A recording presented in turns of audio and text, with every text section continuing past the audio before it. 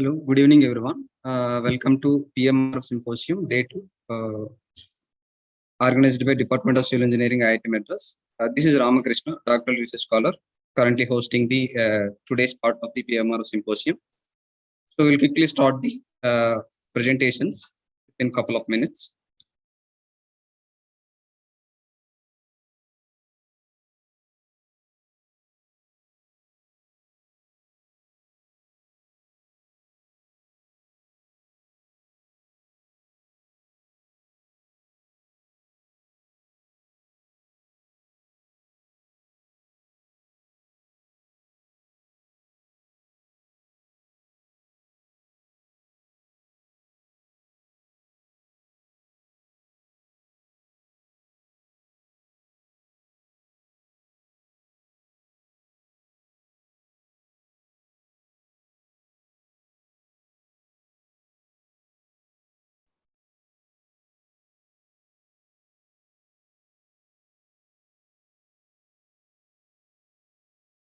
Today we will have presentations by Mr. Abhishek Raj and Mr. Antarik Srivatsav and Mr. Setu Vinayagam and Ms. Janvi Basu and Mr. Ashif and then Mr. Sivapurna.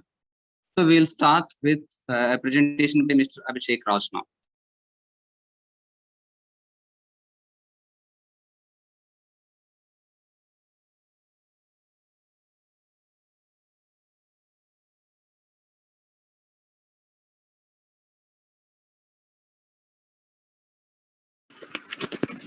Good evening. I am Abhishek Raj, a PMRF scholar in the Transportation Engineering Division of the Civil Department. My research topic is next generation driving models and roadway design standards for mixed traffic conditions.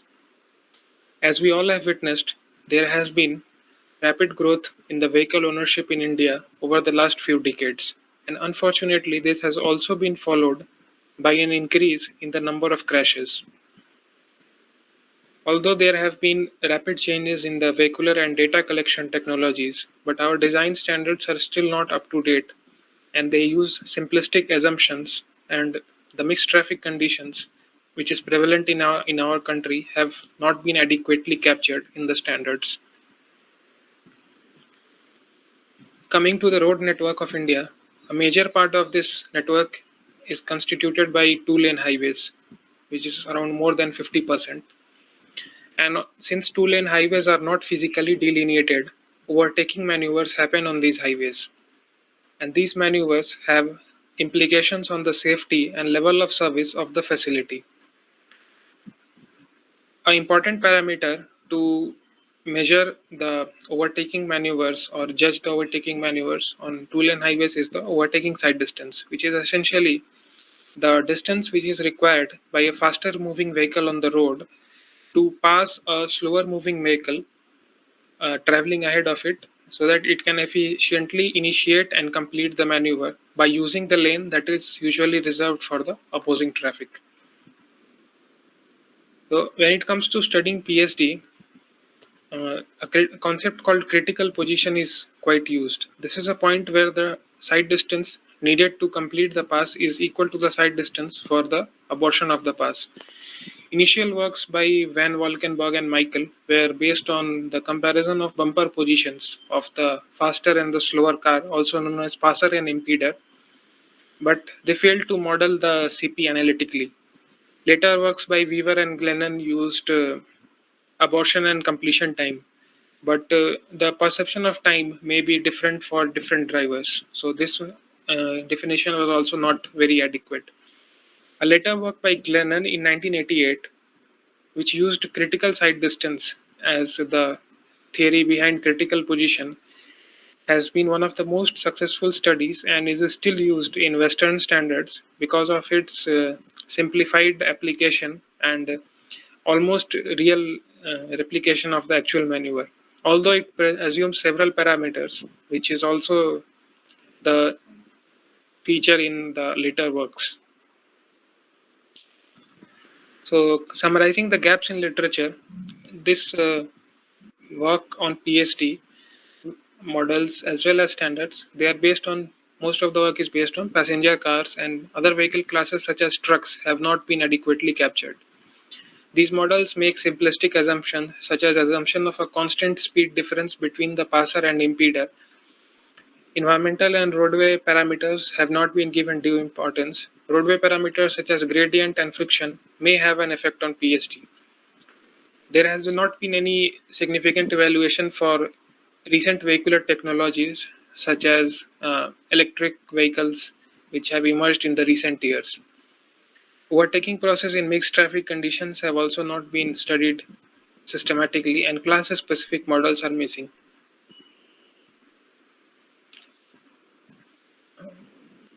For solving this towards filling the gaps in literature, we framed the following objectives. So the first objective was to evaluate the design standards for PSD using a vehicle dynamic simulation and empirical data, and then propose an analytical model for PSD on two-lane undivided roads. Followed by this was the second objective, which consists of investigation of the lateral and longitudinal movement of vehicles during overtaking, and then proposal of a model for multi-lane roads. And the third objective would constitute the validation of these models with the empirical dataset. Likely deliverables of this work will be an overtaking maneuver model that takes into account both road and vehicular parameters for two-lane two-way roads, redefined PSD guidelines based on empirical data and the kinematic bounds of a vehicle. Example, how much acceleration it can undertake comfortably and safely. So third will be a lane changing model for multi-lane RTTLs under heterogeneous traffic conditions.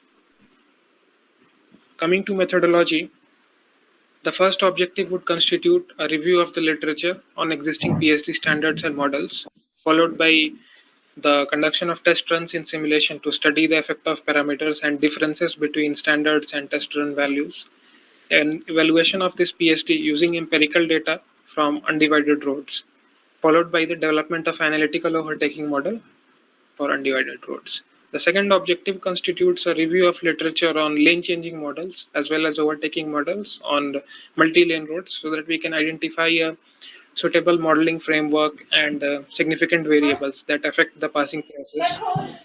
Then we collect trajectory data on multi-lane roads to study the lateral and longitudinal movement based on the parameters in the first step. And overtaking model will be developed for multi-lane roads, followed by the third objective, which is validation of these models. To give a brief summary of the work done, firstly, we studied the literature in the PSD standards as well as models that have been done till now for both homogeneous and heterogeneous traffic conditions. We built a test matrix based on this literature review that covers practically all the ranges of parameters, which will be enough for a robust model. So state-of-the-art vehicle dynamics simulation package, such as IPG car maker and IPG truck maker, which are being used widely by the vehicle dynamics community in the recent years, was used to conduct test runs. Different sets of speeds, gradients, friction conditions were used to simulate the situation based on the test matrix that was developed in the previous step.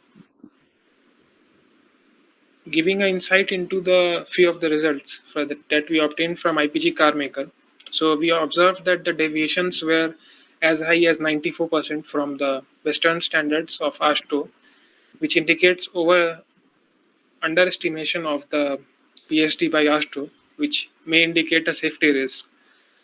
And car maker values were low by 22% when compared to the Indian counterpart, that is IRC, which indicates a bit of overestimation by IRC as they consider a lot of clearance values for the purpose of safety.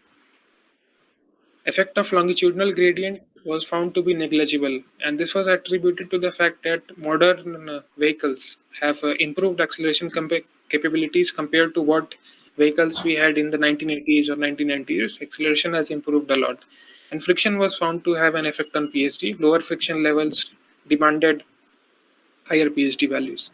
We also did an analysis to study the operational effect of PSD on major freight routes of the country and 28 major routes were selected based on the statistical data from Transport Corporation of India. And we found that if PSD design is done adequately for average speeds of trucks between 40 and 50 kilometers per hour, it can contribute to an average saving of around 360 ton minutes, from the minimum ranging from around 60 ton minutes to the maximum of around 550 ton minutes. To study the similarities and differences in the passing process in simulation and field, we need microscopic trajectory data. And for this, instrumented vehicle technique was selected as it offers several advantages over the conventional video data collection. VBox, LiDAR, and GPS will be installed in a vehicle, and it will be supplemented with a drone that will cover the test stretch from a bird's eye view. The test run conducted to analyze the data so that we can do a sanity check on the data about its accuracy, and if there is any missing data, what are the parameters that we can capture from the equipments. So this is a layout of the milestones. So I have completed my coursework and comprehensive exam, and presently I'm working on my first objective. Here is a view of the research output and the plan of publications for the upcoming time. I thank you all for attending this presentation.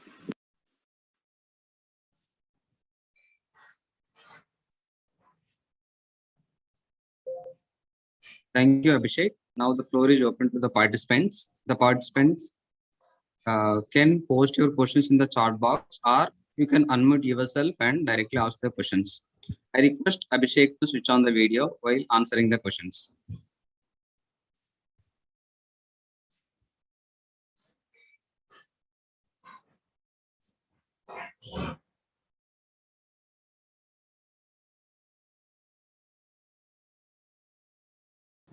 Hello, Abhishek. This is Shivapurnan.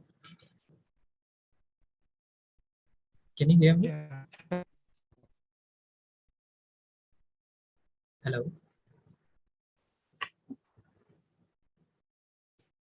Yeah. Yeah. Am I audible to you?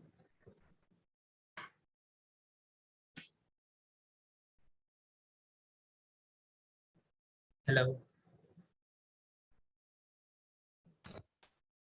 Yeah. Can you hear me now?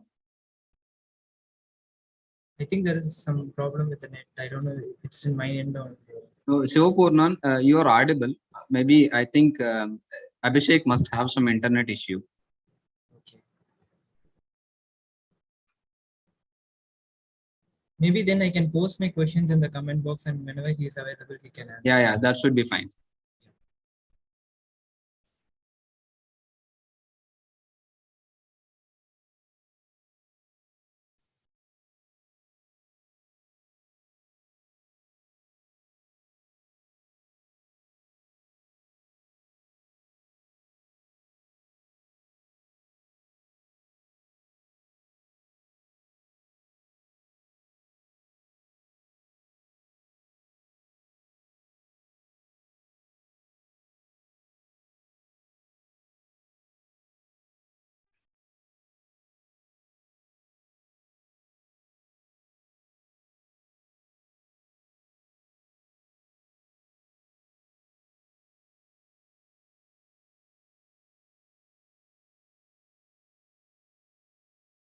We think Abhishek has some internet connectivity issue. Audience can type their questions in the chat box, and he will start answering the questions in the chat box itself.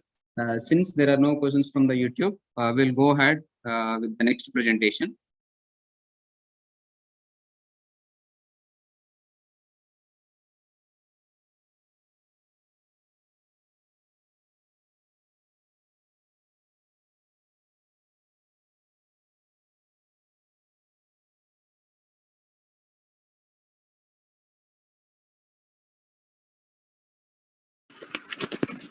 Good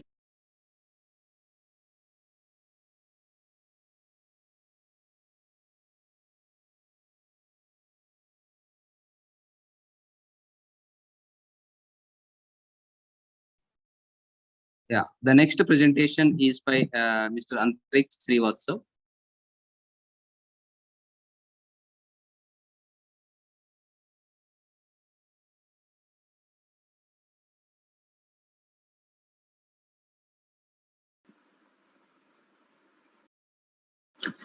Hello everyone, myself Antarik Srivatsav, research scholar under the guidance of Dr. Venkatraman Srinivasa. Today I will be presenting on my PhD topic, that is scaling mass and energy fluxes from leaf to plant canopy. The presentation will include the objective of my research, likely deliverables, methodology, important milestone, work performed, and publication and conferences. So the objective of my work. Throughout the course of my PhD, I will develop a mechanistic process-based model for the mass and energy exchange to and from the leaf to the environment. This model will include the modules for photosynthesis, stomatal conductance, boundary layer conductance, energy balance. Also, I will develop a 3D generic grass model for the plants so that we can get the structure of the plant at different stages throughout their lifetime. In the end, coupling these two models, the 3D architecture model and the leaf level model, along with the 3D canopy microenvironment, we will be able to get the spatio-temporal variation of the fluxes for the mass and energy, and also the scalars such as temperature, relative humidity, and CO2 concentrations throughout the level in the canopy. This model, collectively, we can call it as a plant model or a crop model. Using this model, we'll be able to analyze the behavior of the plants in the changing environmental conditions. As you can see from the US Department of Commerce, we have the data that CO2 concentration in parts per million is increasing throughout the years. So how the plants will behave in this increased CO2 concentration, we'll be able to get from the model. The likely deliverables of my work is a mechanistic leaf level model, which will include the modules as I discussed, so that we can predict the mass and energy exchange in different environmental conditions. Then a 3D architecture model, so that we can see the different aspects of the leaf or the stem in a plant at different stages in their lifetime. And finally, a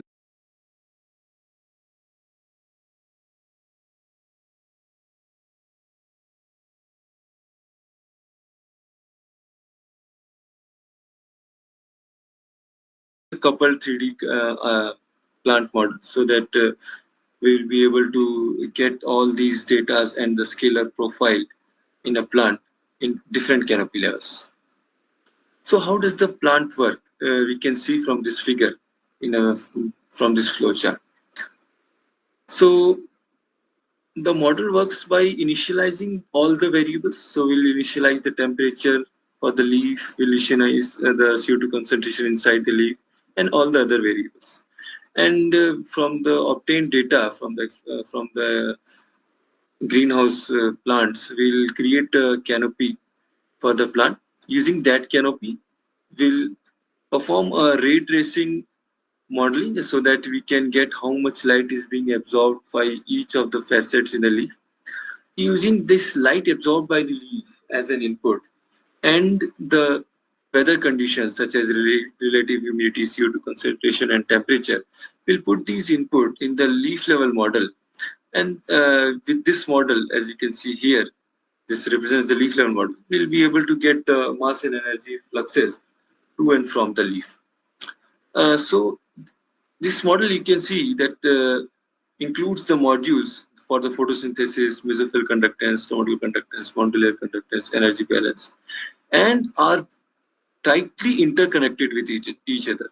So the way we solve this model is through iterative process. And when we get the fluxes, we'll use these fluxes as a source or sink for solving for the canopy microenvironment. And this process also is an iterative process. So we'll simultaneously solve these leaf model and the canopy microenvironment till we get a converged value. After getting a converged value, we can get the profile for the temperature, for the relative humidity, CO2, and also for the fluxes throughout the different levels in the plant canopy. The important milestones of my work is the development of the mechanistic model for the C3 and C4 plant types. Then we'll perform the experiment on the C3 and C4 plants and to get the model parameters and to further validate the model results, and to develop a 3D canopy architecture for generic grass plants such as maize, sorghum, rice, wheat, and sugarcane. Then scaling this model to a 3D plant model by solving for the air movement through the 3D canopy architecture using some 3D CFD solvers. Then we'll validate our plant model or crop model with some measurement data from the greenhouse, such as the measurement of light, temperature, and mass and energy fluxes at different levels in the plant. Coming to the work that I have performed till now. So I have been able to successfully develop a C3 and C4 level leaf level model. Also, I have validated the model using two plants under different climatic conditions, such as the elevated and ambient, shown in this figure. And also, I have successfully studied or analyzed the behavior of the plants in the different CO2 concentrations. So in this figure, you see figure number 4. The solid and dashed lines represent the model simulations for ambient and elevated, and the scattered field and scattered empty dots represent the observed field data that we got from the literature. So as you can see that these two have a close relation, showing that the model is valid for the particular condition. Then going further, I have simulated the behavior of plant in ambient and elevated CO2. So here in this plot, I have plotted the cumulative net assimilation in grams per meter square per day and cumulative transpiration also in grams per meter square per day. So you can see that the ambient and elevated are same for some time, for a while. But after changing the parameters to some extent, we see the difference in the elevated and ambient CO2 behavior of the plants.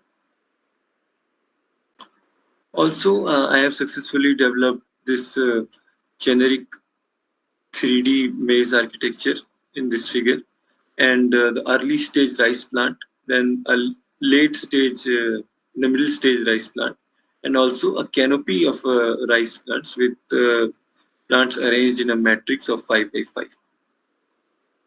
So, and without solving for the microenvironment, I have and considering a homogeneous microenvironment, I have been able to scale up the model from the leaf to canopy level. And we have procured a greenhouse space and successfully grown some plants to get the parameters for our architecture model, such as leaf width, the waves, the length of the leaf, the bend, so that the model of the architecture, 3D architecture of sugarcane, of sorghum and maize, it looks as realistic as it can.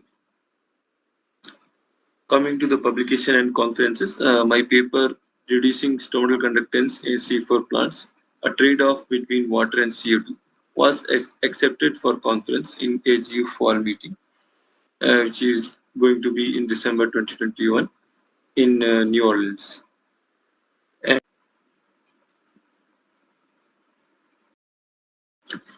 Hello, everyone.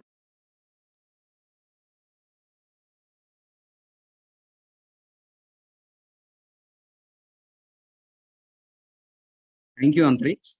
Now the floor is open to the audience. So, either you can type your questions in the chat box or you can unmute yourself and ask the questions.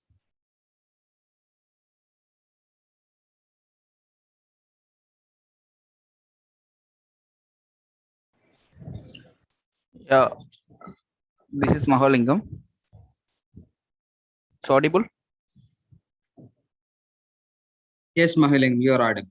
Yeah, actually, how can you get that exact output from the field data? Like you are modeling sugarcane, this, right? That width and everything. So you told us actually that real plant data is exactly matched with your plant, right? Your modeling data. So, hello. Sorry, I'm not. Antariksh, you are muted. Oh, okay. Yeah. Okay. No, Am I audible now? yeah, audible. Actually, in field, actually, we need to consider n number of parameters, right? So how you are taking all the Yes. parameters in your modeling? So the parameters means you are talking about the fitting of the curve that I showed, No, the dash and dot plots, right? actually, not fitting of the curve. Actually, you told about that modeling of the plant leaves and these that growth data, everything, right? Can you show that Okay, your? the structure. Yeah. So what we will do, sir, is we can take a sample and then get data for the leaves. Like we can take 50 measurements for the leaf length, and then some 120 measurements for the bend angle, and then we can devise a mean and standard deviation, and randomly the model will automatically assign the standard deviation for the particular mean and create a canopy. Okay. Actually, I'm not able to understand. Okay, I will contact you later. No problem. I have Oh, more doubts actually. Due to time oh, constraint, I will ask you later. thank you.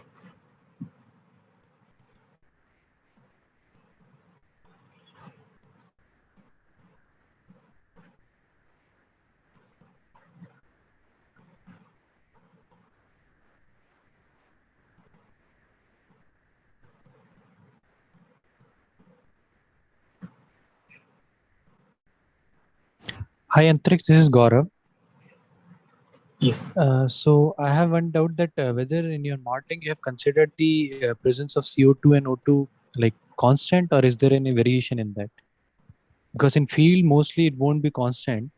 It would be due to wind flow and all the things. It will be changing. So is there a way you have dealt it in a constant manner, or you have considered it as a variable? So, speaking in a bulk flow in the atmosphere, it is more or less constant only. We have taken the effect, consider the effect of wind, but the thing which you are saying is it is the microenvironment modeling. So for now, I have not considered the variation in the microenvironment for the CO2. Now it is homogeneous. That is yet to be modeled. Okay. So it could be taken up as a future study. Yes. Okay. Thanks. Thank you.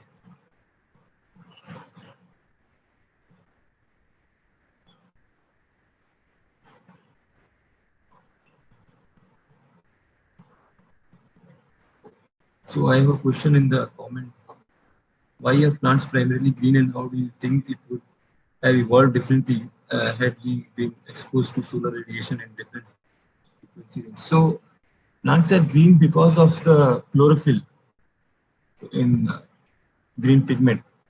That is to they absorb all the radiation and emit green. So if conditions were different, then maybe the color will be different, and we can see some other plants with different colors. So it depends actually. I'm not very familiar with it, but the reason for green is chlorophyll.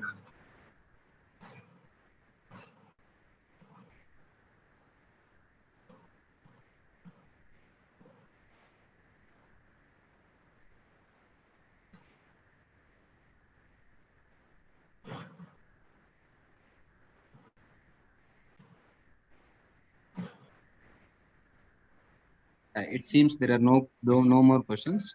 Thank you, Antariksh. Since there are no questions in YouTube also, we'll go ahead with the next presentations. If there are still questions, they can still type in chat box, and our Antariksh will start answering them. So we'll go ahead with the next presentation.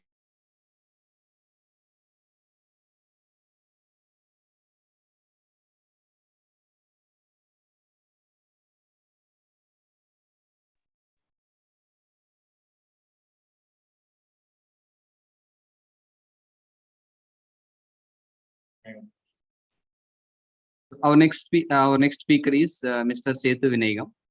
We'll start the presentation now.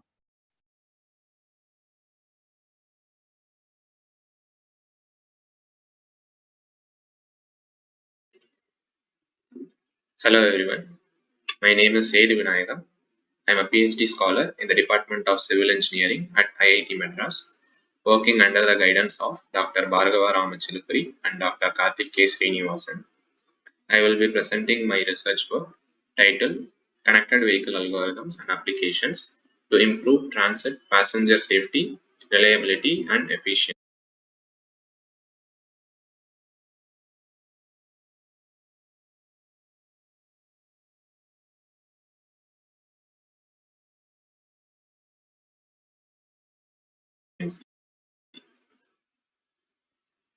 Among public transits, buses offer a greater level of coverage and accessibility than its rail-based counterpart.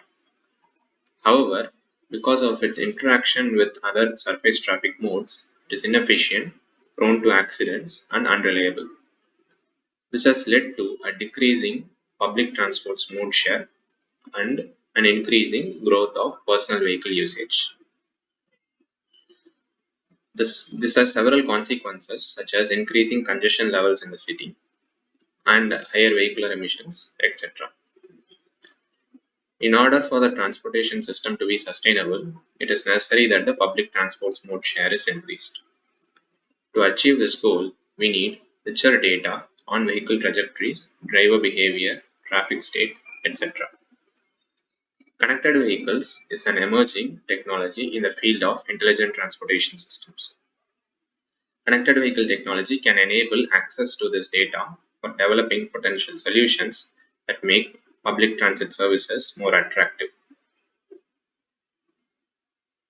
The problem definition of this current study is to bridge the gap existing in the present day solutions for improving the transit operations by utilizing richer data that is enabled by the adoption of connected vehicle technology. The aim in particular is to improve the public transit performance with regards to passenger health, safety, reliability, and fuel efficiency. The specific objectives of this study are to develop and implement a connected vehicle framework for the data collection and monitoring of micro traffic in the vicinity of transit vehicles, the demand and transit operations in real time for improving the transit performance. To develop a simulation platform for a connected transit system, to develop models for the estimation and prediction of different performance measures related to crowding, reliability, passenger health risk, and fuel efficiency, and to develop algorithms and applications to quantify the passenger health risk arising due to higher crowding levels and evaluate different strategies for managing this risk. To assess the passengers in selecting reliable route choices and transfer options under a dynamic condition, and to use the trajectory data collected for identifying different driving regimes and evaluate the opportunities that are available to improve the fuel efficiency. Under the scope of the current work, we consider only bus transit modes, and the data will be collected from selected corridors in Chennai city. The applicability of this work to electric vehicles is not considered, and the results will be evaluated in a simulated environment under different test scenarios. The likely deliverables from this work are: a simulation framework for the connected transits will be developed to help they evaluate various scenarios which may not be possible to be carried out in the field.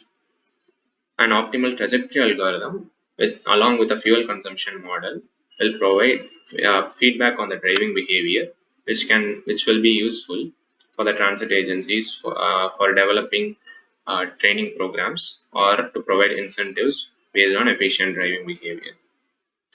Models for estimating crowding at a link level, which is the occupancy inside a transit vehicle, and for models for predicting the demands at stops will help the transit agency to make operational decisions.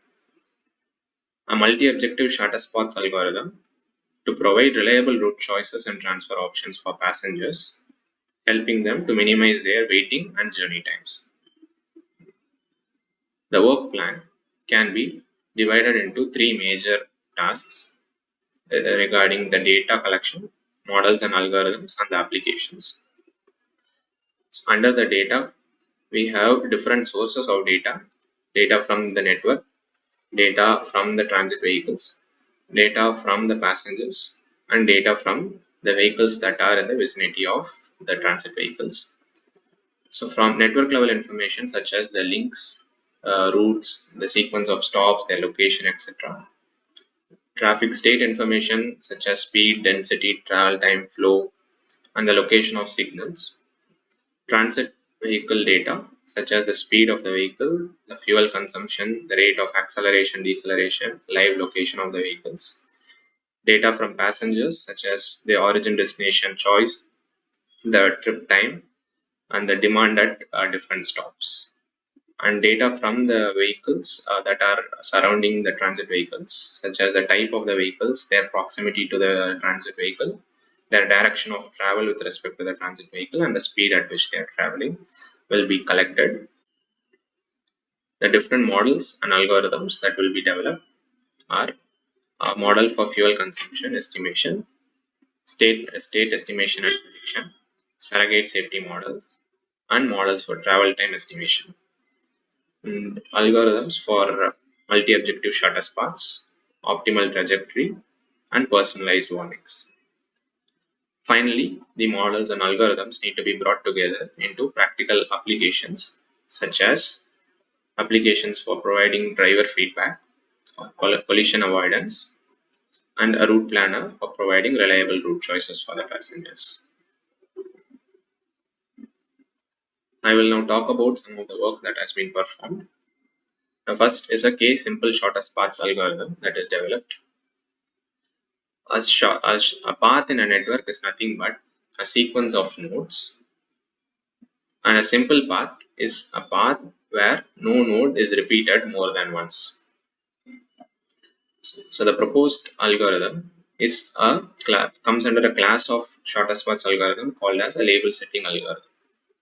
In this algorithm, a novel and a faster way of detecting cycles in a path is introduced, along with several techniques to improve the practical performance of the algorithm, such as by following a heuristic approach that provides good and approximate solutions, a graph reduction technique that is generic and can be used with any shortest path algorithm, a better strategy for handling the node labels in the memory by using the right combination of data structures. The computational experiments conducted and the results from it are shown on the right. Each of these graphs show the computational time taken by the algorithms on different networks. The networks used are the real-world road networks of Barcelona, Rome, and Austin. The solid line shows the computational time taken by the proposed algorithm for different number of paths that have to be found, and the dotted line show the computational time taken by the benchmark algorithm. It is seen that in all the tested instances, the proposed algorithm performs much better in terms of the computational time taken. The second work is a routing algorithm that is applicable on transit networks. So the routing algorithm, given an origin location and a destination location, the top k number of earliest arrival path choices at the destination are found out, constrained by the maximum number of transfers that is allowed, the maximum waiting time, and the maximum walking distance that the passengers have to take when making the transfers. The advantage of this algorithm is that though it utilizes all the transit network information such as the routes, the schedule, the stop informations, it does not require an explicit representation of the graph in memory. The third is the models for predicting bus passenger demand. Here we have developed two deep learning models, in specific a multi-layer perceptron and a long short-term memory network, for the prediction of cumulative boarding at a disaggregate trip stage level using data from electronic ticketing machines. These models utilize four types of explanatory features. the spatiotemporal characteristics, the route specific characteristics, and the historical demand patterns. Listed here are the important milestones along with the proposed timeline.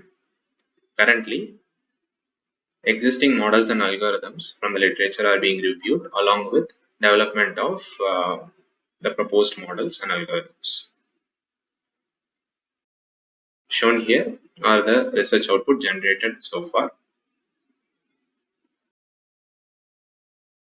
And I thank you all for your attention.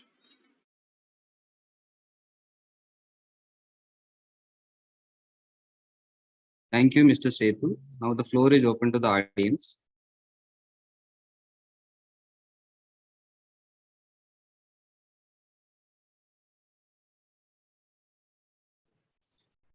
Hello, Setu. This is Shivapurna. Yeah, hi. It was a nice presentation. Thank you for giving this presentation. Thank you. Yeah. So, how do you collect the data? Like, what are the sources that you use to collect the data?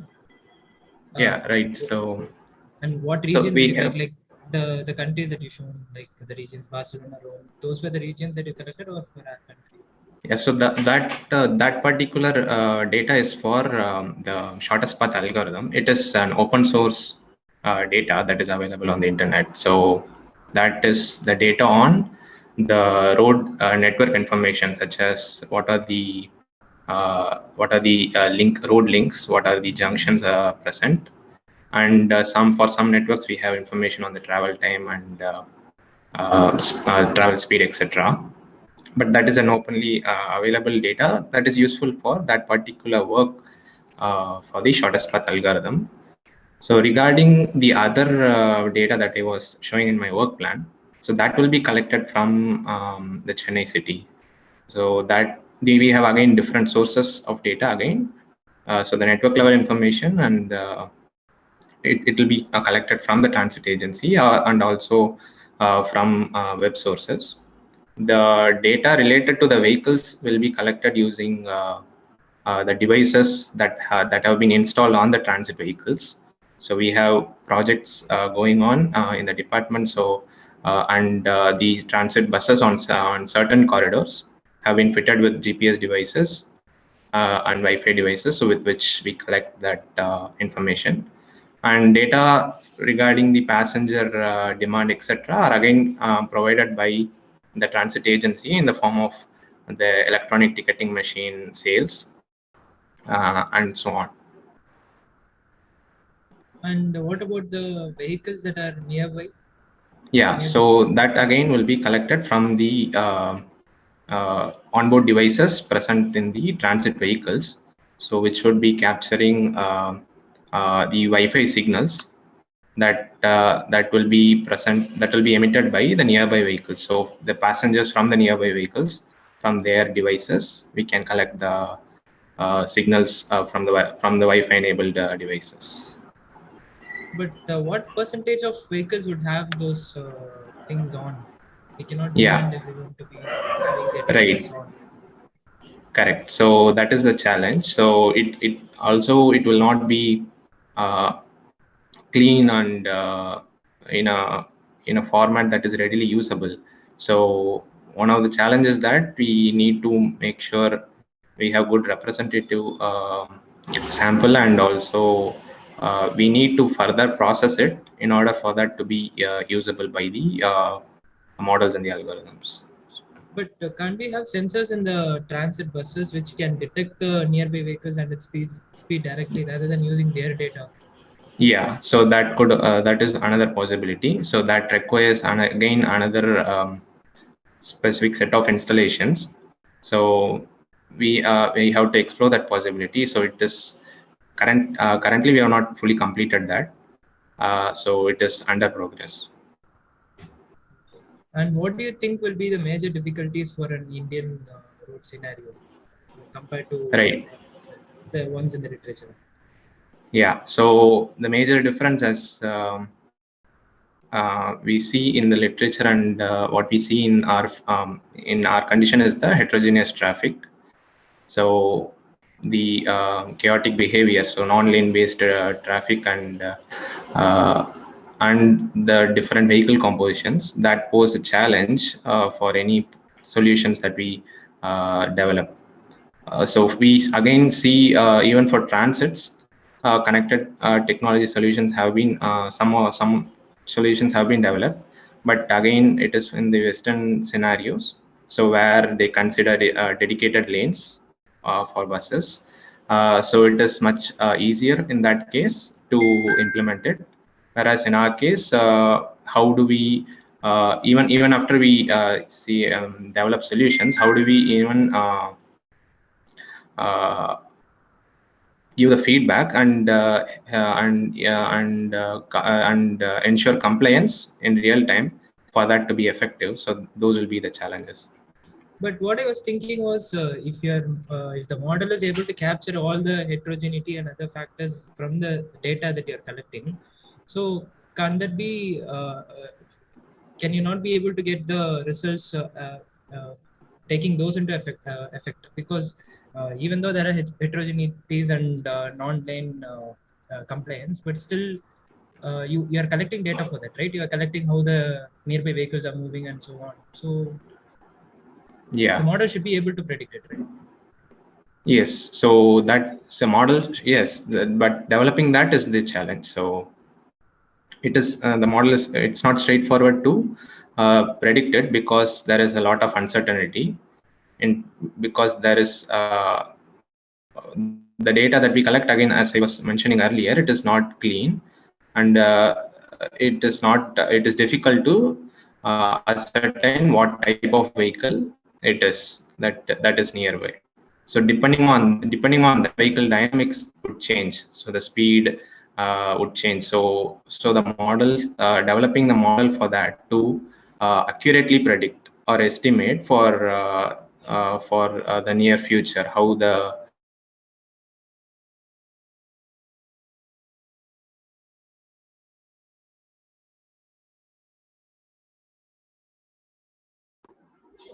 Am I audible? Yes, now you're audible, Setu. So, Thank you, Mr. so Setu. the models considering all these. So considering all these factors, so getting a accurate prediction is the challenge. Okay, thank you. Thanks for the explanation, Setu. Yeah, thank you. Thank you, Mr. Setu. We will move on to the next presentation as we do not have any questions from YouTube also.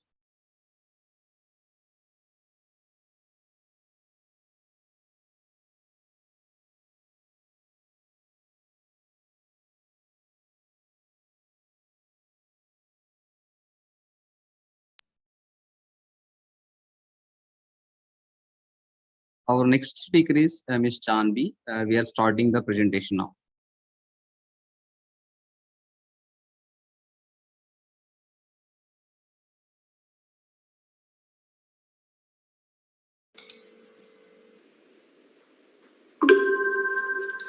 Good evening, everyone. I am Jahnavi Basu, CE 190703, Research Scholar in Department of Civil Engineering, IIT Madras, pursuing PhD under the guidance of Professor S.T. Jirapukan. The title of my thesis is A Novel Methodology for Simulation of Non-Stationary Earthquake Acceleration Time History. Now, why it is so important to generate a reliable time history? An acceleration time history provides complete information about the ground motion at a particular location.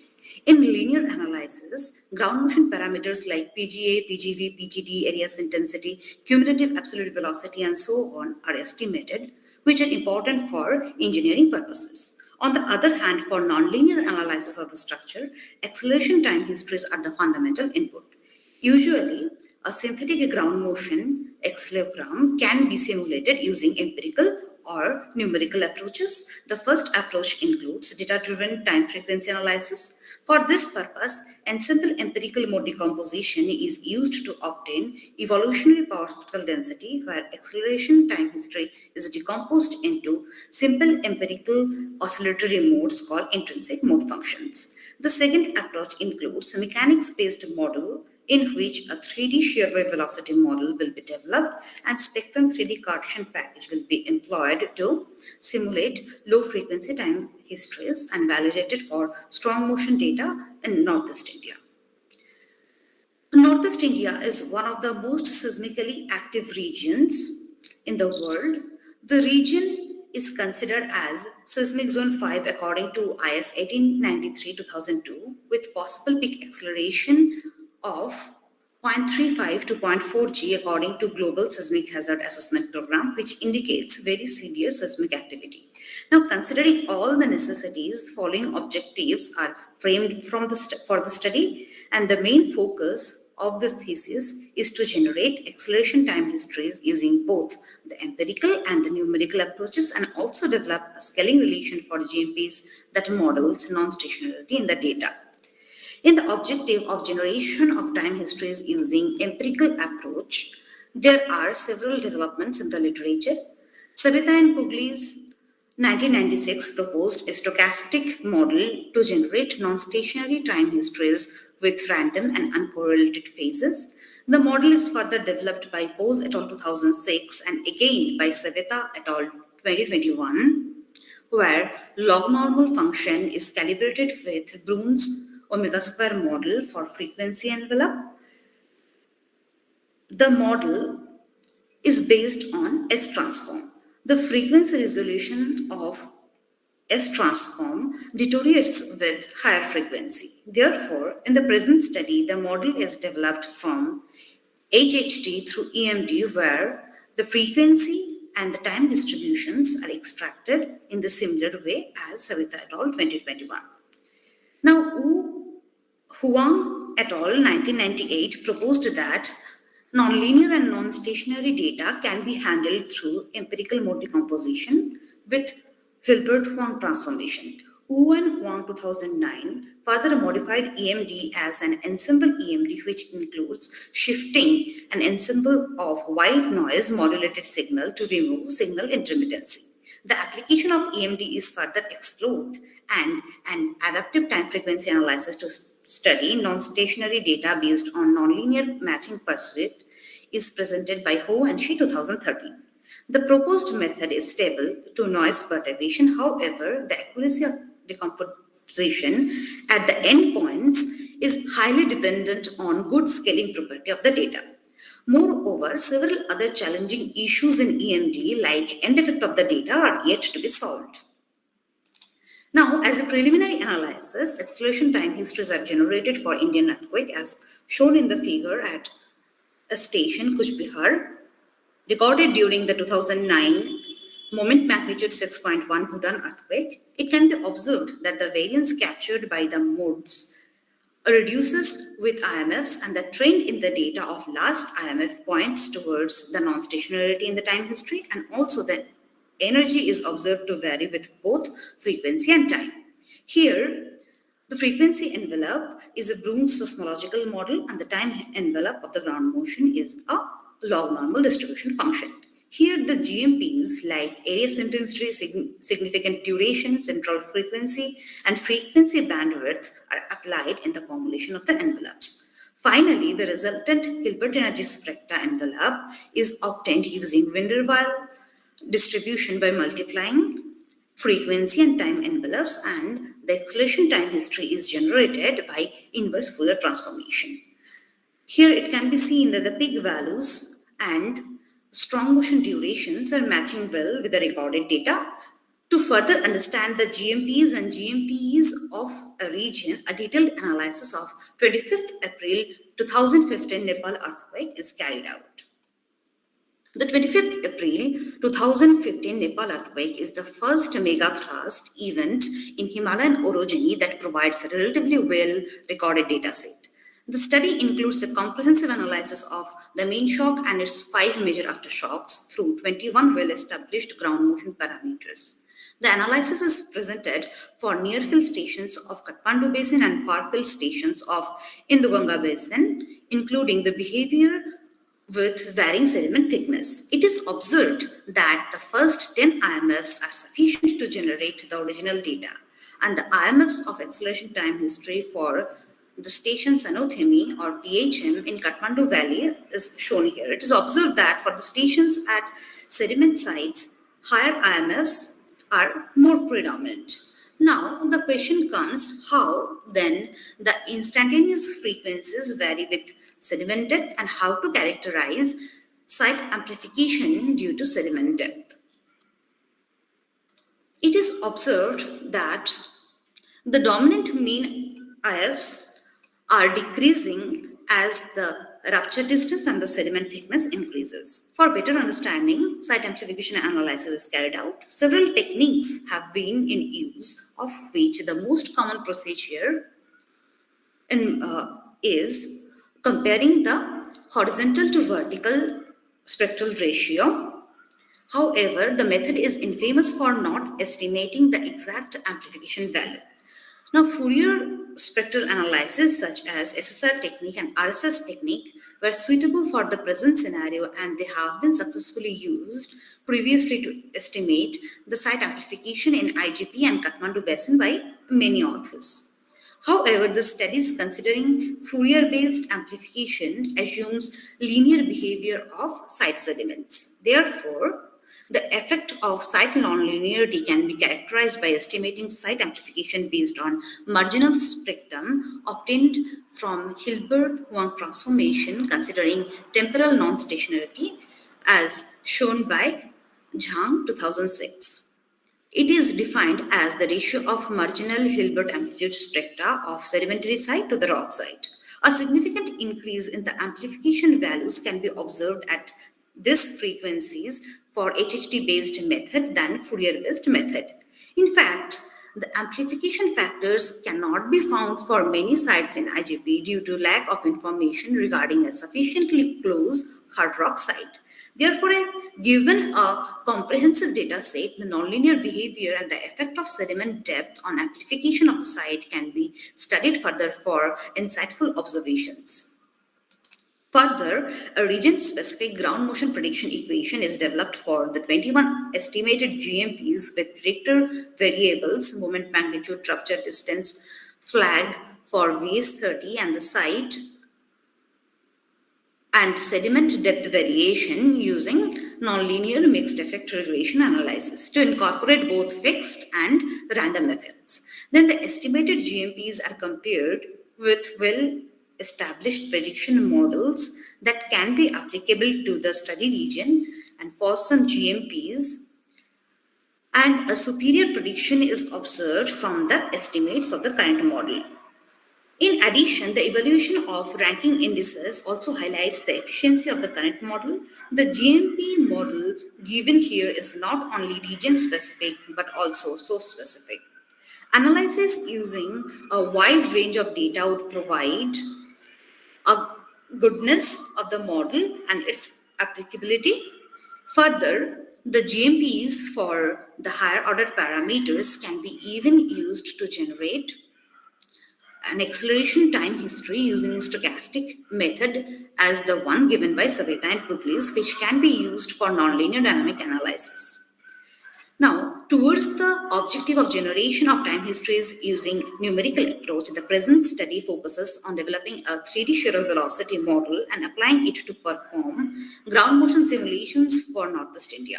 The study region with 550 by 550 by 52.5 kilometer is shown in this figure. The 1-minute topography available for the region in National Oceanic and Atmospheric Administration is used as the surface elevation. The present shear velocity model is taken from Sangeeta et al. 2018 and the density is considered from Gardner's equation. The 3D model is implemented in a finite element framework for ground motion simulations. The developed model is validated using strong motion data available for the 2009 Bhutan earthquake. Thus, the final 3D material model developed from the present study is quantified with 69 unique material IDs having a sweep velocity, wave velocity, and a density of the ranges shown in the figure below.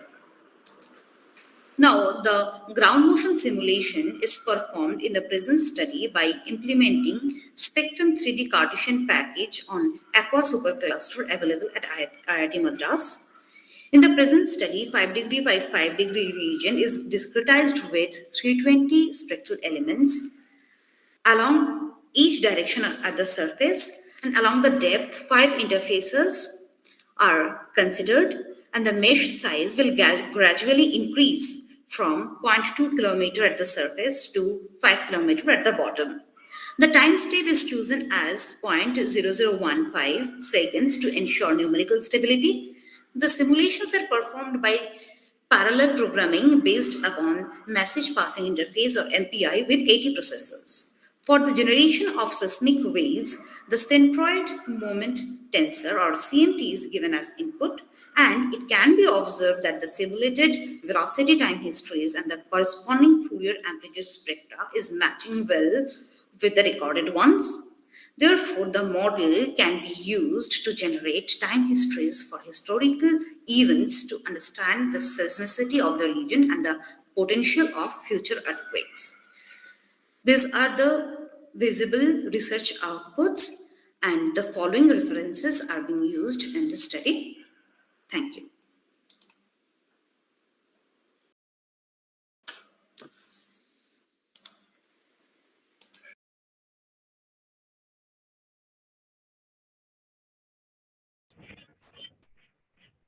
Yeah, Thank hello. you, Ms. Janvi. Now the floor is open to the audience. Yeah, thank you, Jeremy. Nice presentation. I have a question. So you use for time frequency analysis. Which platform you use? Either S transform or any other transform? Yes, I have used HHT, that is Hilbert-Farm transform. What is the advantage of this Hilbert transform over S transform? Yes, as I have already mentioned in the PPT, that in S transform, this frequency resolution of S transform, it deteriorates with higher frequency. However, in Hilbert-Farm transform, it can be considered. One thing, is it possible by controlling this window in the S transform to take care of this lower high frequency? Actually, S transform is nothing but it is a combination of wavelet transform and Fourier transform. Yeah, yeah. Therefore, it is not having this facility or not exactly like that. In S transform, This Gaussian window. it is yes, yeah, Gaussian window is used. Therefore, this the frequency resolution can't be improved, and it can be that in S transform it deteriorates with higher frequency. Therefore, HHT is applied with EMD for this study. Okay. Well, one thing, is it possible by narrowing this Gaussian window to improve the high frequency resolution? Okay, I have not done by narrowing the window of S transform, but it can be used. It can be explored further whether it deteriorates or not, or it can be seen. Okay, okay. Thank you. Welcome.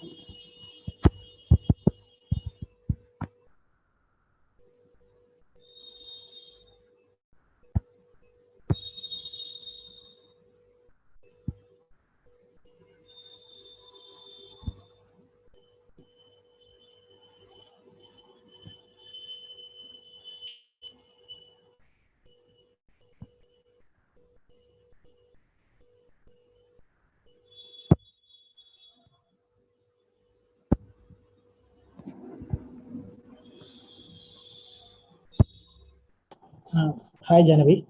Anil here. Hello. Yes. A nice presentation. So I have a general question only. Like you developed a new prediction equation, right? Yeah. Like how much you believe in global sense it can be useful? Like, is it only like what are the limitations or something like? Like, is it fully developed or like do you have to still improve it? Which one you are talking about? About the Nepal earthquake, which I have developed? Yes. Yes, yes. See, I have, as I have already told, that this GMPE is region specific and source specific because it is based on only one earthquake that happened, that is magnitude 7.9 2015 Nepal earthquake. So in the study, the major aftershock and the main shock are considered. Therefore, first of all, it is considered for the Nepal region, and then only earthquakes that are related to one earthquake is considered in the study. Therefore, it is limited to the same region. However, it can be improved if more data is available for the region. Then it can be improved and further applied in the region. Okay, thank you. Hello, Janabi, this is Shivapurman. So actually, I didn't understand much of it because I'm not aware in details of this subject. I'm a layman to this area. So can you please summarize your research, the motivation of the research and the research in a couple of lines for better understanding? Okay. Actually, the first step or the most important step for engineering seismology is presence of good ground motion data. So for Indian earthquake or in Indian scenario, a comprehensive database is not available, or it is we can say that it is scattered along within the IGP or Northeast India. Therefore, and moreover, suppose for a combination of magnitude and rupture distance, what we want, a desirable combination, is not available. For that, this is the motivation of the work, that if we are able to generate acceleration time history of a desirable magnitude and rupture distance, then it will be better for dynamic analysis, because in dynamic analysis, acceleration time history is the main input. So now an acceleration time history can be generated in many ways. In the study, this empirical approach and numerical approach is carried out for generation of time history. So in empirical approach, this data-driven time frequency analysis is carried out, and in a numerical approach, mechanics-based analysis is carried out. So this empirical approach will give us high frequency ground motion data, and numerical approach will give us a low frequency ground motion data. So we can see that how we can get a reliable time history so that it can be used in future for design purpose and for other purposes like seismic hazard analysis and all that. Okay, thank you.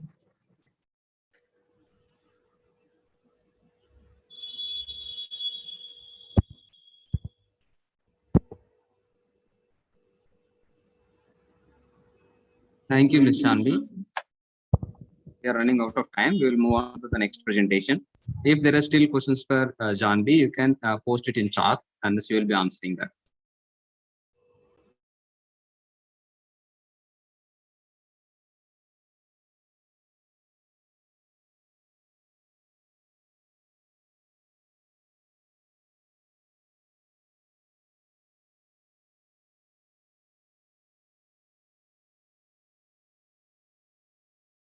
Our next presenter is Mr. Asaf. We are starting the presentation now.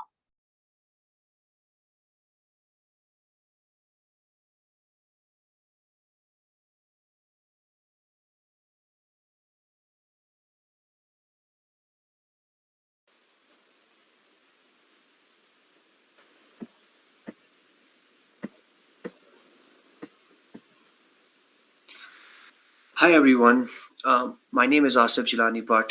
I am a direct PhD student in the Geotechnical Engineering Department of IIT Madras. I am guided by Dr. V.B. Maji, and here in this PMRF Symposium, my topic is uncertainty-based performance prediction of hard rock tunnel boring machines. As far as the introduction is concerned, performance prediction of tunnel boring machines is an essential part of project scheduling and cost estimation. It involves a complex,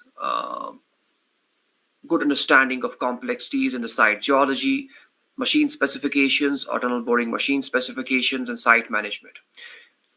Or the past various approaches have been used to estimate the TBM performance in a given ground condition. While many of them were successful, some deviated from the actual machine performance by a notable margin. and some of them were successful within an acceptable range. Accurate prediction of tunnel boring machine TBM performance allows for more reliable estimates of project scheduling for both time and cost. The key parameters influencing TBM performance include the intact rock properties, rock mass properties, the cutter geometry, cutting geometry, machine specifications, and operational parameters. And due to the complex rock machine interaction with multiple parameters with a high degree of non-linearity and highly uncertain geological conditions, it becomes a big challenge to predict the correct penetration rate. Various hard rock prediction models have been proposed, like the NTNU model, modified NTNU model, CSM model, modified CSM model, and other models, including QTBM model, modeled by Yagis, Farouk et al., etc. But two of the currently most recognized TBM performance prediction and prognosis models include the Colorado School of Mines model, which is based on the force equilibrium method. It doesn't take into account the rock mass properties and hence applicable only for massive rocks. Yagi's added brittleness of intact rock and fracture properties of rock mass as indices into the model. And the other one is the NTNU model, Norwegian Technical University model. It's an empirical model based on intact rock, rock mass, and machine parameters. It's based on historical field performance of TBMs and certain rock types. Bhatt has proposed a model of performance prediction based upon the Q system of rock mass classification. Yagis has used the rock mass properties.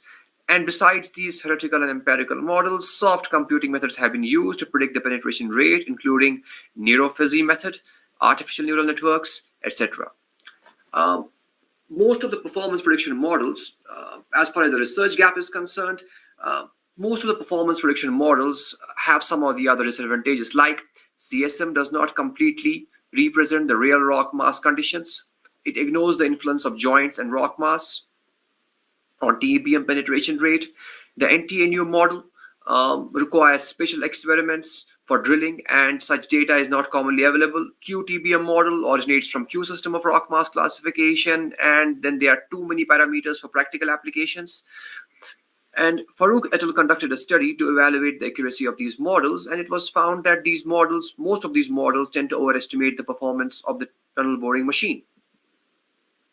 The presently available models of performance prediction mostly ignore the uncertainties associated with the input parameters. So these uncertainties become very important. And these models are mostly not capable of modeling the stochastic nature of the cutting process. And therefore, these uncertainties are ignored. These models mostly consider the parameters that are input to the model as consistent along the TBM drive, neglecting the uncertainties in the parameters. As far as the objective is concerned, the objective of the research is to study performance prediction of hard rock tunnel boring machines considering the uncertainties in the input parameters. Then extend the prediction towards soft computing, especially considering artificial neural networks. Systematic verification of the proposed models with the existing models of performance prediction of tunnel boring machines. Reliability studies of the proposed uncertainty-based model, and apply the developed uncertainty-based performance prediction models to case studies. As far as the methodology is concerned, first of all, the data from previously executed tunnel boring machine projects will be collected. Then after proper study, the important parameters influencing the TBM performance penetration rate will be considered. These so as to develop a new performance prediction model using nonlinear regression analysis. These parameters should be indicative of the nature of the interaction between the TBM and the rock mass. A multiple nonlinear regression analysis will be carried out on the generated database after dividing it into training and testing database. Then it will be followed by model validation. After identification of input parameters, the corresponding probability distribution functions will be established. Laboratory test results on natural rocks indicate that most rock properties can be considered as random variables. conforming to the normal distribution function. Simulations based on randomized input of these parameters using Monte Carlo method will be carried out to find the statistical distribution of the penetration rate. As far as the simulations based on the randomized input, known as Monte Carlo methods, is concerned, it will be used for stochastic modeling, and it involves generating large number of input data sets and calculating the output for each data set. It involves repeated estimation of input parameters that fit the appropriate probability distributions,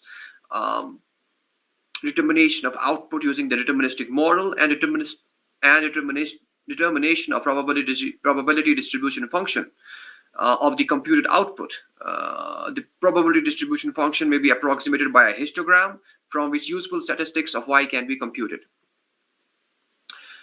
So this is the algorithm for Monte Carlo simulations, generation of random numbers for each input parameters, which are uniformly distributed and then normalized.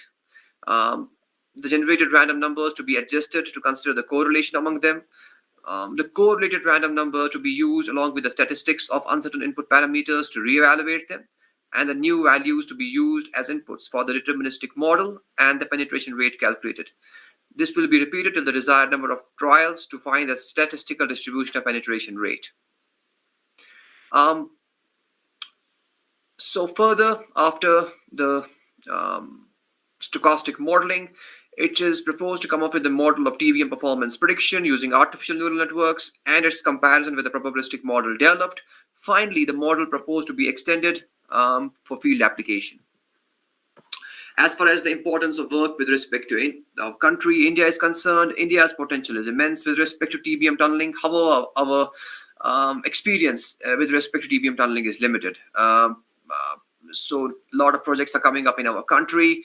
The size of tunneling projects has witnessed a substantial increase over the past few years in our country, and then the Himalayas, the young mountains, tectonically active, they pose the most challenging ground conditions for tunneling. And the difficulties of tunneling at deep depth through high mountainous terrain poses major challenges for tunnel boring machines, and therefore a lot of uncertainties come into picture. As far as the important milestones are concerned, I joined IIT Madras as a direct PhD student in January 2020, started the coursework. Along with the coursework, in the second semester, literature review was started, so the existing models of PBM performance prediction, they were analyzed. So in this August 2021, December 2021, we are proposing to come up with a regression model. January 2022 to July 2022 will be coming up with the stochastic model. Then artificial neural network based model. The proposed timeline is August 2022 to December 2022. The reliability study will be carried out in Jan to July 2023. Then it will be followed by validation and case study August 2023 to December 2023. As far as this progress so far is concerned, literature review of the topic covered, where different existing models of the performance prediction were critically analyzed. Based on the existing literature, research papers, construction companies related to tunneling, data related to input parameters is being collected to create a database, and preliminary work related to input parameters with respect to TBM performance and corresponding ANN modeling is started. Probabilistic approach to the framework is also under progress. Thank you very much.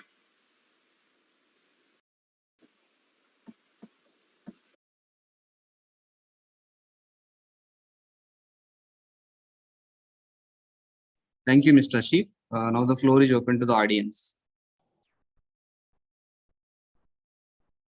Hi, Anil Kumar here. Hi, Asif.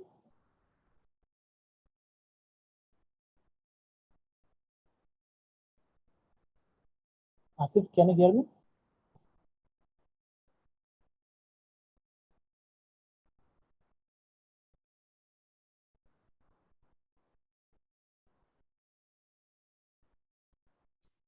Yes, Asif, fine.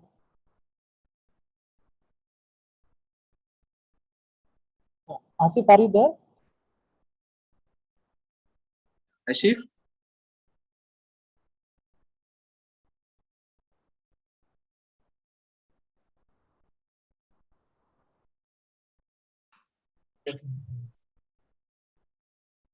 I think Asif has lost the connection. If you have any queries, you may post. Yeah, I think he's there. Hello. Yeah, hi Asif. Anil Kumar here. Nice presentation. I have some few questions to you. Hello. Hi, can you hear me? Hello.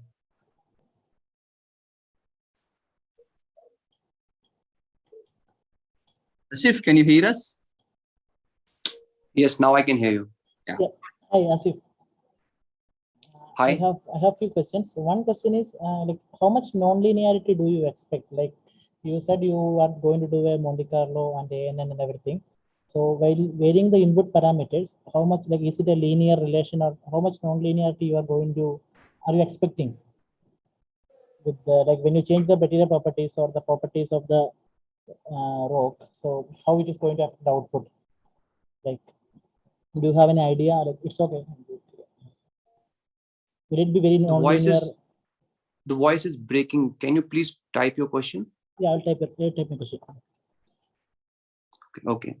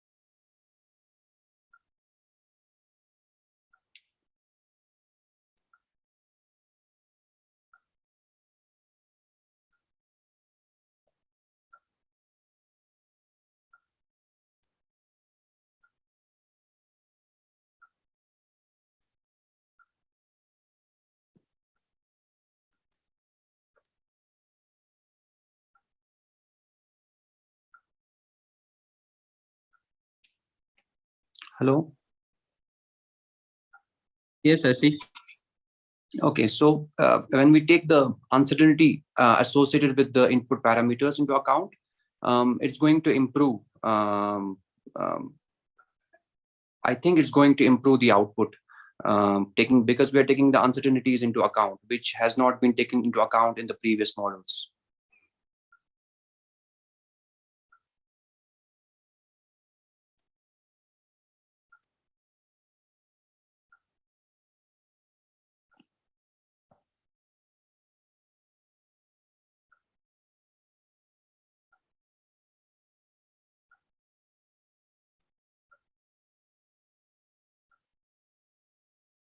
Yes, basically we'll be in the first step, we'll be varying the input parameters in the regression model to see what is the like it's the sensitivity analysis, like which parameter is affecting more and which is affecting less, and like that is the stepwise forward regression. Yeah, it's like that.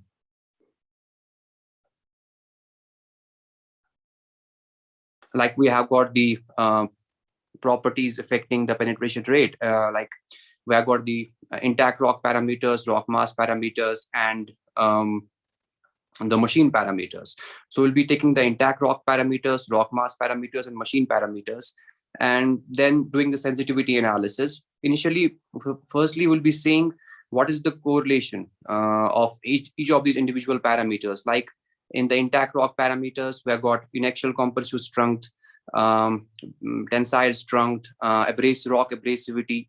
So initially, individually, we'll be seeing. I will be seeing what is the correlation, and then later on we can take 2 parameters at a time, 3 parameters at a time, and see in which case we are getting the more coefficient of correlation, and then we can select our input. I can select my input parameters which are critical for the study.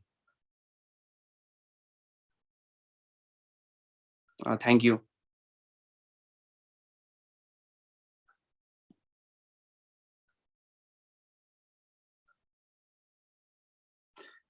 Hi, Nandani. The study will help us in predicting the TBM performance prediction. Like we are going to come up with a tunnel in a particular area, and so we'll be able to predict in how much time we'll be able to approximately complete the project. Like in our country, our history with the TBMs is not that good, because most of the some of the good projects which came up in the Himalayas, some of the power projects, the TBM got stuck there, and then it took a lot of time to finish the project because initially we did not know how much time we are going to complete, what is the approximate time we are going to complete the project in. And because this is because of the varying geology of the area, the uncertainties that we have to encounter while TBM using the tunnel boring machine for performance prediction. So for tunnel boring, so the times limit, because what is important is the money and the time. So if our TBM gets stuck and we don't know in how much time we are going to finish the project, then the money then that will increase, the time will increase, and that's the problem. So to know beforehand approximately how much time it will it take us, taking into account all the parameters into account. One, we have the intact rock parameters. Second, we have the rock mass parameters, and third, we have got the machine parameters. Now, intact rock parameters, we have to take them into account. Then rock mass, folds, faults, the rock mass fracturing, we have to take that into account. And then machine parameters, torque, thrust, RPM. And when we take all these parameters into account, we can come up initially with a non-linear regression model, and then we can model these input parameters as by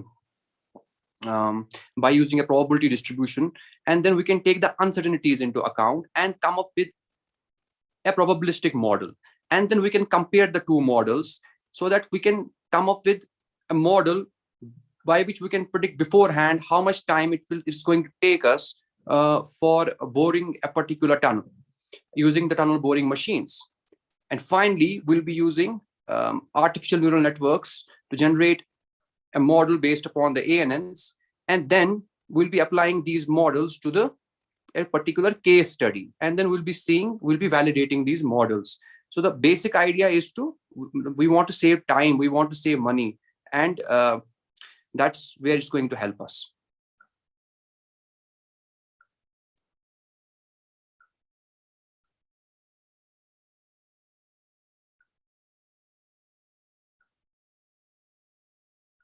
Thank you. Yes, we'll be collecting. I am collecting data regarding some tunnel projects that have been executed in the Himalayas as well as in other parts of the country. I'm not restricting to Himalayas only.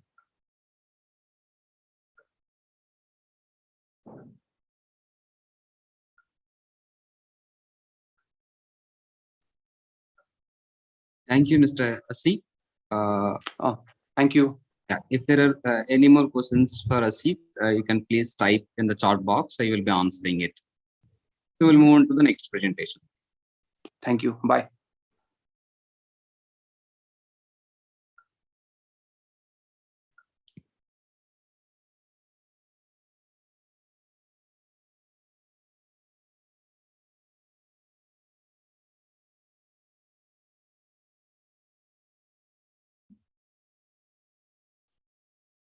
Our next speaker is Mr. Sivapurnan. We are starting the presentation now.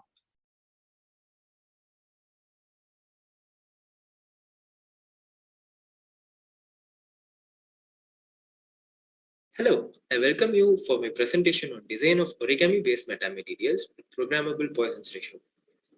My name is Sivapurnan, and I'm working under the guidance of Professor Pradeep Pratapa.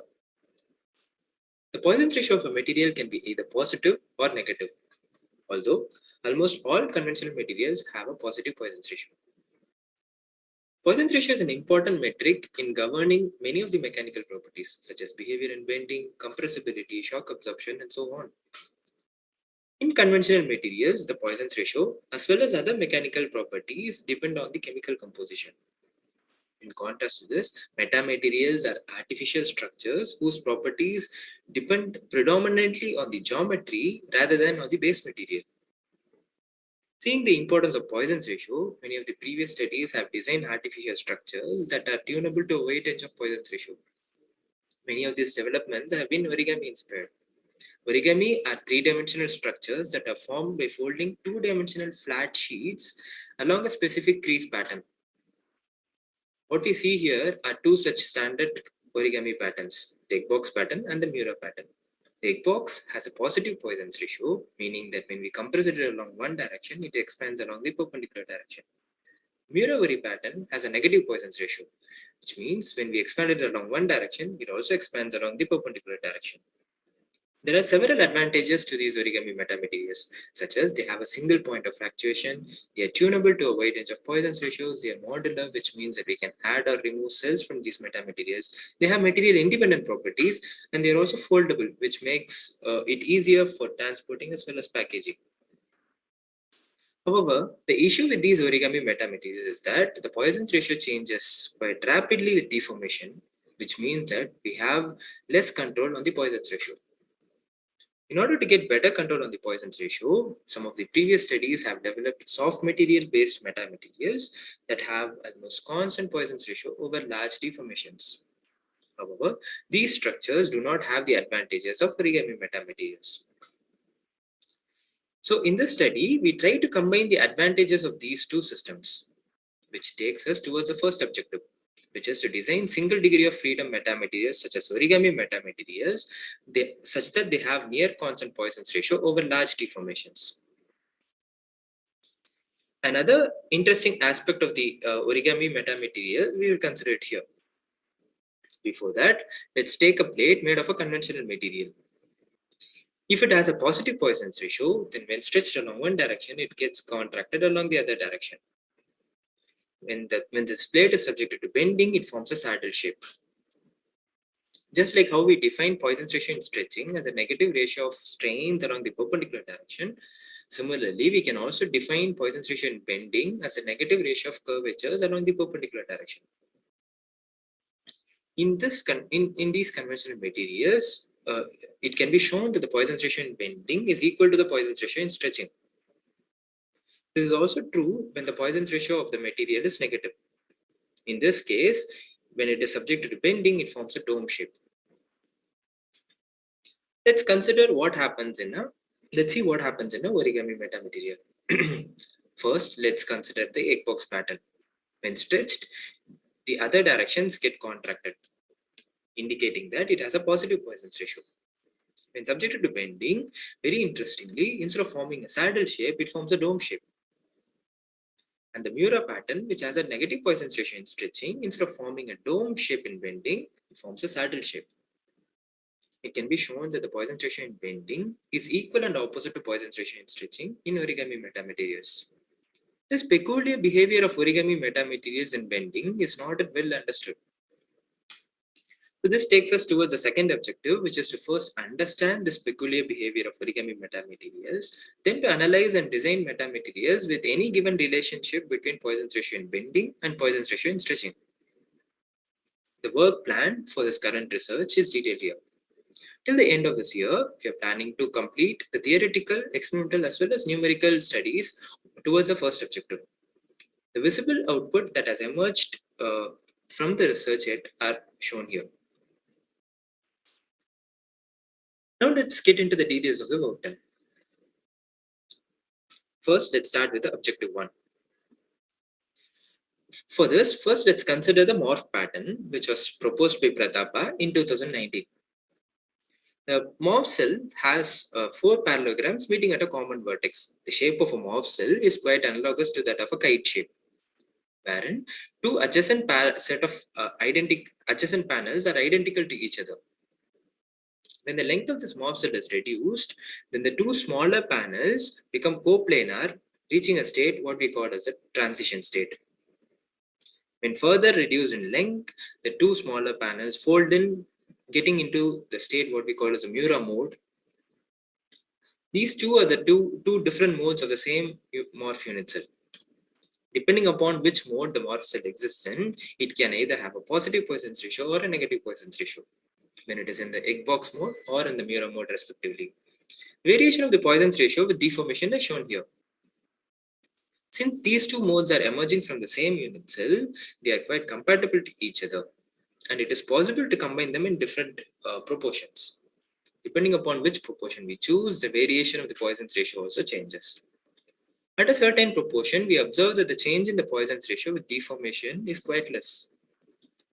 This motivated us to carry out an optimization framework to design a class of origami metamaterials with almost constant Poisson's ratio over large deformations. The figure shows a lattice corresponding to a specific Poisson's ratio value. We also try to generalize these structures to better approximate the constant Poisson's ratio. The details of the study can be found in the paper that we published recently, and only some of the highlights of these origami metamaterials are shown here. One of the applications of having a constant Poisson's ratio is shown here. When the Poisson's ratio is almost constant at unity, at value of 1, then we observe that the area of the lattice does not change much. This shows that a Poisson's ratio of 1 leads to an aerially incompressible material.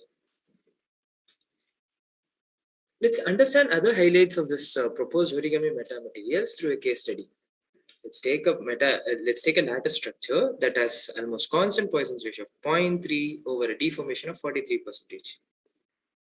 We see that the error is quite less here. However, when there is a change in the design requirement, let's say from 0.3 to about 0.25, then we see that the error has significantly increased. This present graph shows the variation of the error with changes in the design requirement. We see that the error increases significantly when the design requirement changes. Typically, any change in the design requirement would invite a refabrication of the lattice.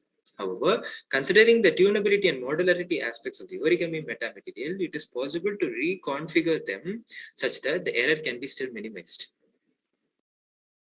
This shows that the proposed origami metamaterials are quite adaptable towards any slight changes in the design requirements. Another aspect of proposed origami metamaterials is its robustness. Present graph shows the changes in the error contours when the panel angles are changed, which is possible due to manufacturing errors. We see that any change in the panel angles would increase the error significantly, showing that the proposed origami metamaterials are quite sensitive towards geometric imperfections. This is also quite generally true in other metamaterials as well. However, because of tunability and modularity aspects, it is possible to reduce this error significantly in the region close to the initially designed values, showing the robust natures of these proposed origami metamaterials. Now let's get into the details of work done towards objective 2. Let's consider a conventional material in an experiment of stretching. So when we stretch it along x directions, the strain profile along the height is shown here. Corresponding induced strains along the y direction due to Poisson effects are shown here. In an experiment of bending, the strain profiles would look so.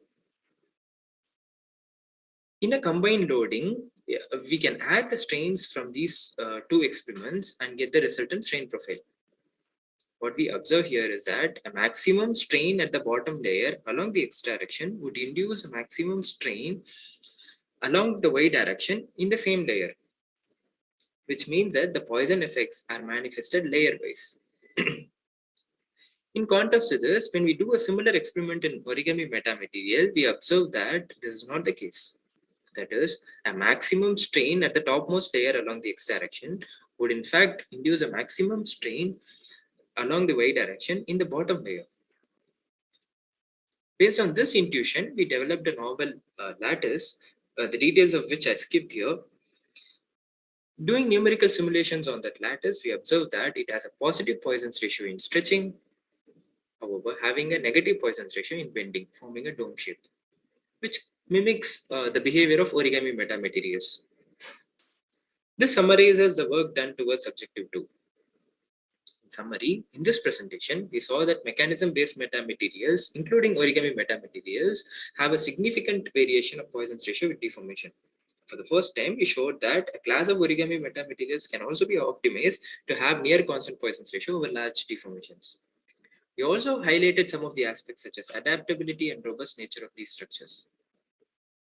Towards second objective, we saw that unlike any conventional material, origami metamaterials have a contrasting behavior towards Poisson's ratio in stretching and bending.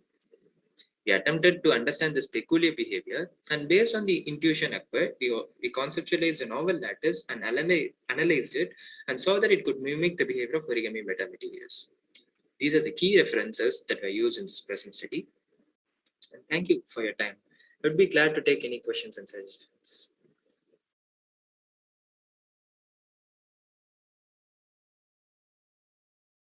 Thank you, Mr. Shivapurnan. Now the floor is open to the audience.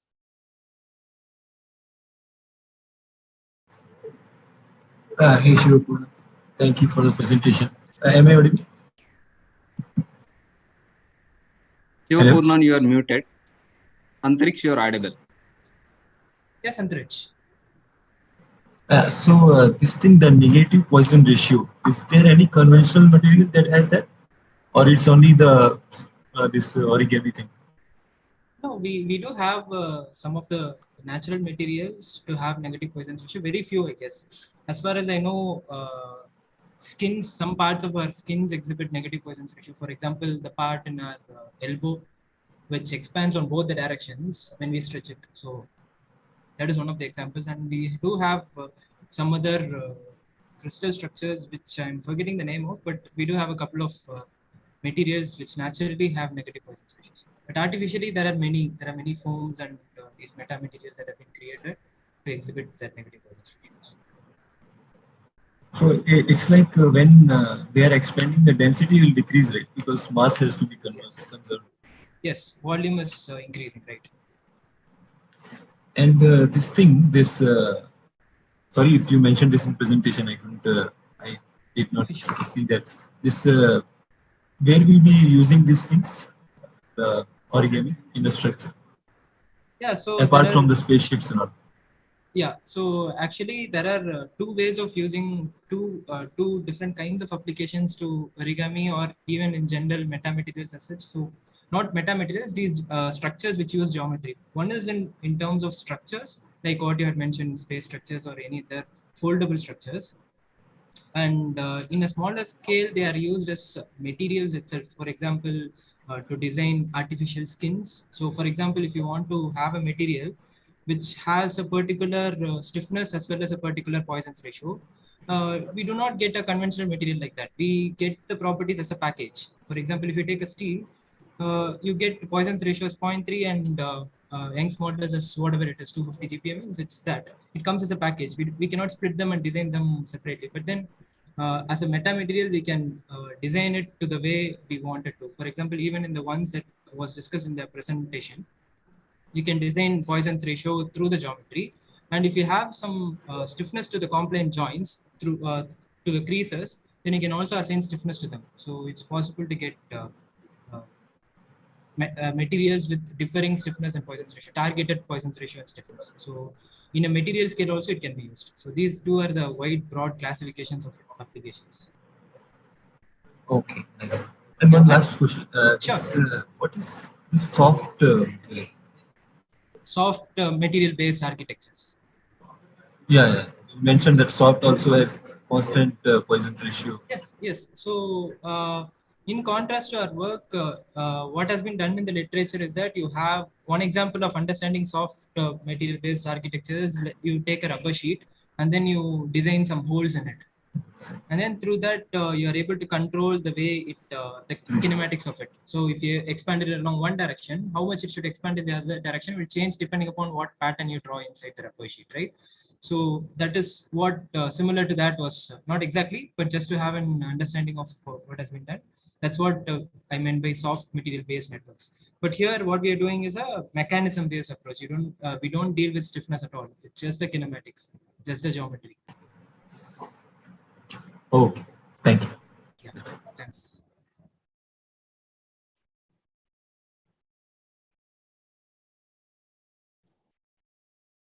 Hi, nice presentation. Thank you. I just want to ask, you said about the error. There is a error coming up. So, what are the main parameters we should be aware of when you think about how to avoid such kind of errors? You had a contour plot which showing I did not get the idea on that. Like, what are the main parameters which should be aware?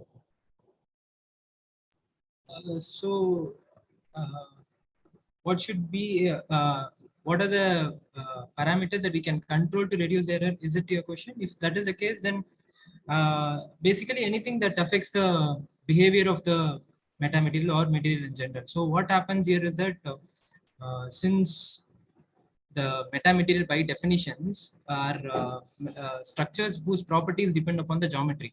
So if we change the geometry a little, for example, during manufacturing, it's possible to have a little changed geometrical parameters. So due to that, there will be definitely an error coming in, at least in metamaterials. So that's what was shown in the presentation. To avoid that, what we can do is we need to be more careful in manufacturing, is what I can see. Or other way around is that we have to design structures that are robust against geometric imperfections, as was done in the present study. So you say that even if the parameters are changing slightly, the behavior should not change much. So that should be considered in the optimization while designing itself. So by that we can reduce these manufacturing, the errors caused due to manufacturing imperfections. I hope that answers your question. Yes, it answered my question. One more doubt is it only geometric parameters like material do affect or not? Yeah, that is also another question. Yeah, so of course material parameters also affect the final performance, but then in the present study, our the Poisson's ratio is only geometric dependent. It's only dependent on geometry, independent of what material we use for the panels. As long as the hinges, the creases are flexible in comparison to the stiffness of the panels, it won't affect, the material would not affect. But in general, metamaterials are also affected by material parameters. In the present study, you do not. So that's why it was not considered. Okay, thank you. Thanks a lot. Nice presentation. Thanks, Anu. So origami is an Sivapurnan, we have a question in the chat box. Okay, yeah. Can you mention the sizes of specimens you are using for the study? Yeah, so actually we didn't talk about the sizes of specimens in the study because it's scale independent. So it doesn't, whether it's in the scale of or microns, or it does not matter because it's the kinematics is independent of the scale. So that's why it was not considered in the study. But while doing an experiment, it might be there might be an effect because in reality we will have tolerances which are not scale dependent. So if you have a scale tolerance, then it would depend on, if we have a meter scale structure, it would not matter. But if you have scale structure itself, then it would be a huge error. So we haven't done the experiments yet. So till as far as the theory is concerned, these scales do not matter to us much. We can consider any scale. Thank you, Selva. Hi, Shivapurnan, Anandrup here. Yes, Anandrup, good evening. Yeah, so I'm interested about what was the motivation to start this research topic, and it seems like a very unique field. And as you said, there are certain elements in nature also that inspire this topic, right? So one is that question. The second thing that I would like to ask is what do you see the future of this area as such when it refers to like grabbing mechanisms, like we see robotic arms and stuff which are used in haptics. So in such applications, we see in case of grabbing, you apply the force in one, you apply the actuation in one direction, and it also grabs in the other direction. So could negative Poisson's ratio materials be used as the tip of such machines? And yeah, so what are your views on that? Thanks, Anandru, for asking these questions. And first question, I'm not so sure, but the second question, I think I understood a bit. What I understand from your first question is that what is the motivation for this current study, or is it the motivation for choosing this area? Yeah, like how do you come across this topic? So what was the starting point? That's it. Yeah, so basically this is an area, as you would be knowing better.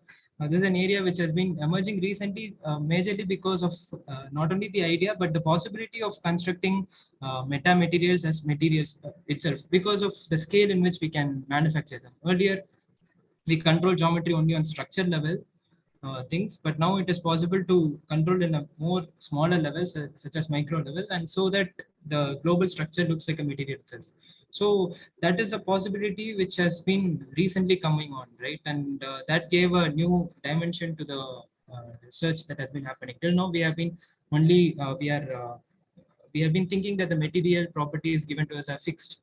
But now with the emergence of such metamaterials, it's possible to get at least artificial materials with bulk properties that we want. So that was very interesting to me. So that is one of the reasons why I chose for this area. And coming on to your second question, which is regarding what are the potential applications and can negative Poisson's ratio materials be used in grippers, right? Those are the two questions in the second part of the question, right?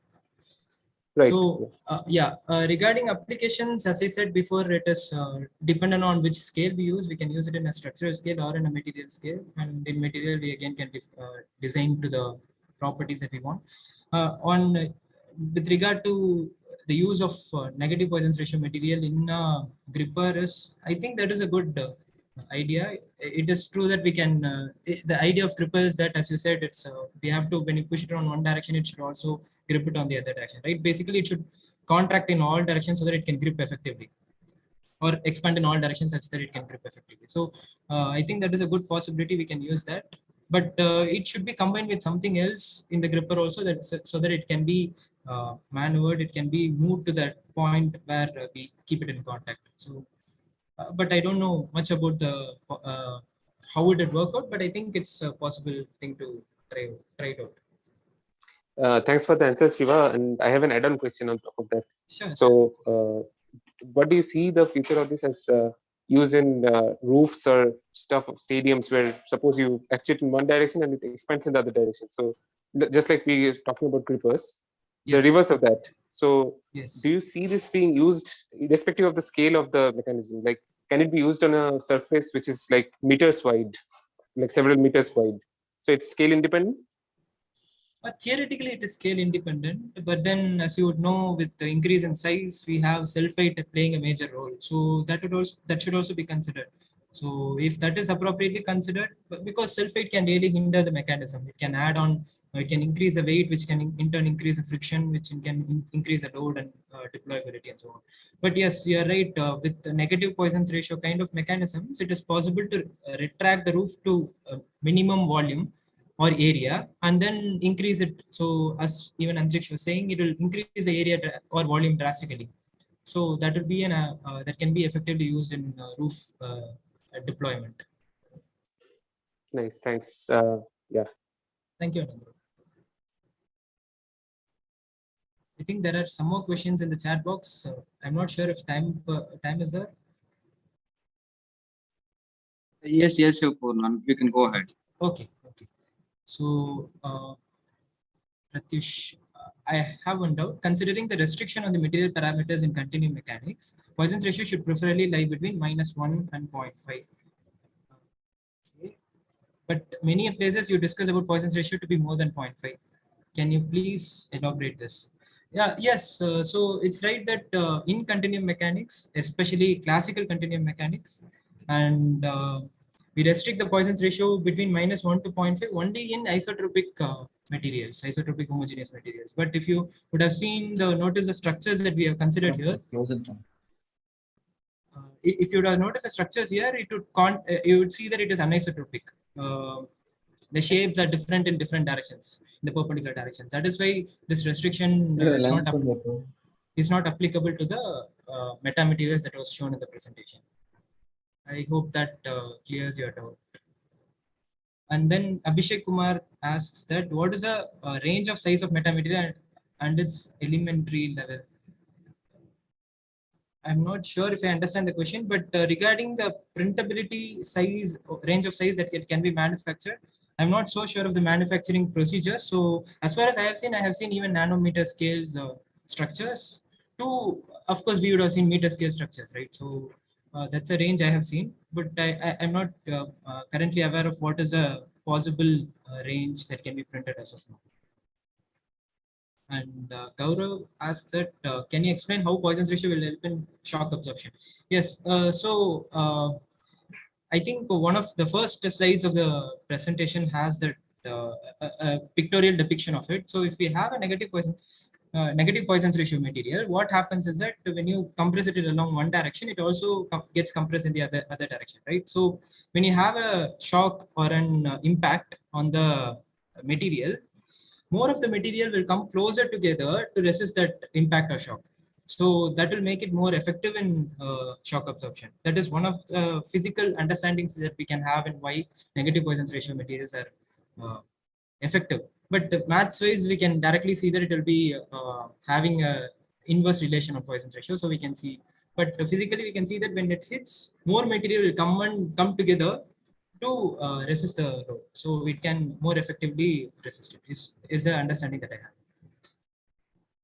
I think that cleared at least a part of your doubt. Is there any limitations in this metamaterial? Limitations in what aspect I'm not getting, but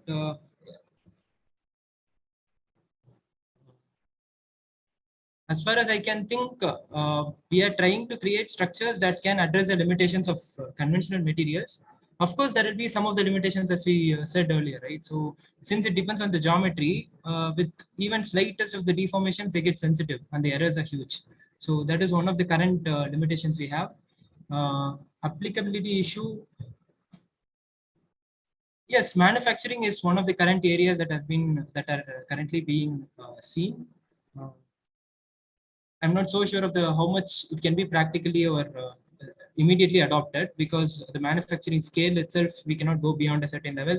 If we are 3D printing also, we cannot have large scale things, right? Because 3D printing takes time and even the build area is small. So those are some of the, in fact, some of the main limitations that I see. The practical demonstration of it and using it in a large scale. Thank you. Thanks for the comments. Yeah, thank you, Shiva. There are few more questions in the YouTube. When you find some time, please answer those questions in the YouTube itself. Sure.